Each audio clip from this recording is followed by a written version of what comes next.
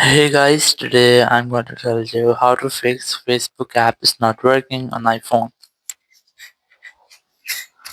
If you're using any iPhone and you're facing the issue that your Facebook app is not working, so let's see about some possible fixes. So the very first thing is that you just have to make sure that you have a stable and the strongest network connection. After that, you have to go for App Store, go for search, and here you have to search for Facebook.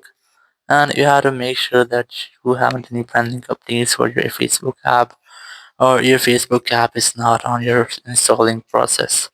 So if you find any pending update here, try to update your app. After updating, go back and you have to retry if your issue has been fixed or not.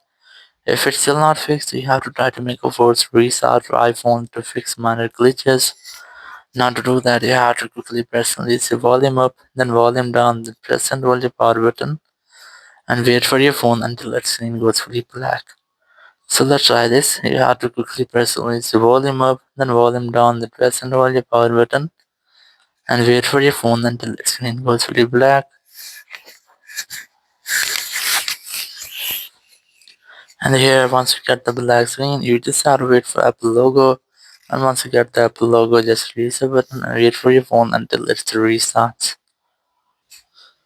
After restarting, you have to unlock your phone and here you have to check if your issue has been fixed or not. If it's still not fixed, open your settings app.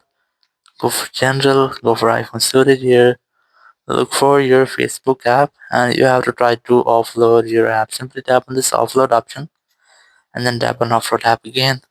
After that your app will be offloaded, so if there will be any junk files or any cache into your Facebook app, it will be cleared in this step and after that you will not get the issue again.